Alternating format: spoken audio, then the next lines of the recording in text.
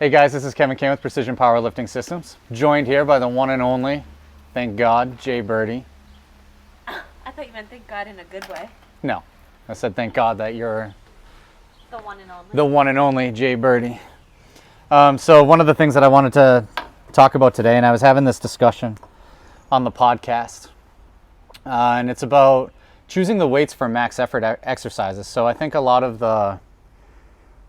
people who do like a West Side conjugate type of program and they do heavy singles, it's something that they really don't think about much in terms of what exercise to choose and what the absolute loads are going to be of those exercises.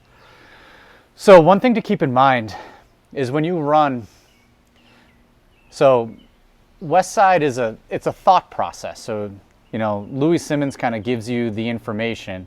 You take that information and you kind of morph it into your own program, right? It's not something that like, here's a template, you follow this template and things are going to just always go well for you. That's not how it's designed. What we do with PPS is the exact same thing. It's not a template, it's a thought process. Like, here's the information that we put into our programs and what we're trying to do with our programs. But how the pieces fit, it's of course individualized, and it's based off of circumstances of each individual lifter. So this conversation that I was having on the podcast, we were discussing Rae Williams and Rae Williams' his powerlifting career and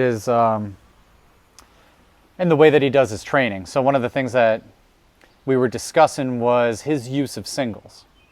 So Rae Williams does singles in the competition lifts weekly. And he's arguably the strongest human on the planet. He's had great success, and clearly you can't really say what he's doing didn't work, right? It won him multiple world championships. But after 5 years, he bombs out of worlds and is having a hard time getting his training back in line. So the discussion went about doing the heavy singles, and I was it was Big Joe Capp, and he squats over 1,000 pounds. He's a big guy.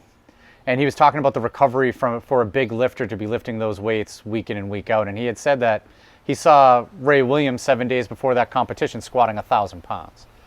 And, there's probably not a need to be squatting 1,000 pounds 7 days out from a competition. I don't think there's many lifters who lift that amount of absolute weight that are capable of doing something like that.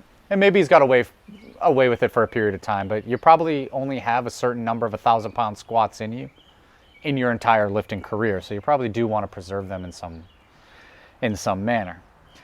So we were discussing on what he should do with his programming and stuff, and one of the things that I wanted to really touch upon was my thoughts with his programming and how to choose max effort exercises to keep somebody healthy and to keep progress moving forward.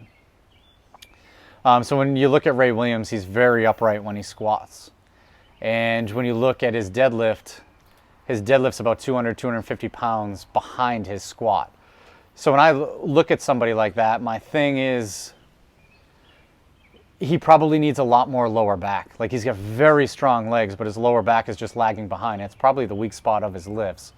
And if I'm not mistaken, I think he did suffer a lower back injury, which has kind of limited what he's able to do in training currently. So me personally as a coach, when I analyze a lifter, I want to look at the positions that they like to be in, and we want to train those areas that are going to target those positions that they really don't like to be in.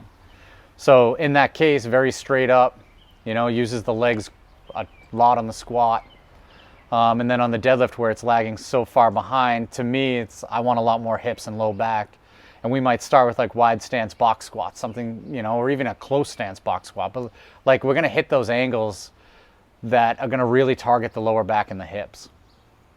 For me, that's where I'd start. And I think for somebody like him, if he's so used to being in those more upright positions, there are going to be variations that are going to limit the amount of absolute load that he's going to be capable of lifting. So even if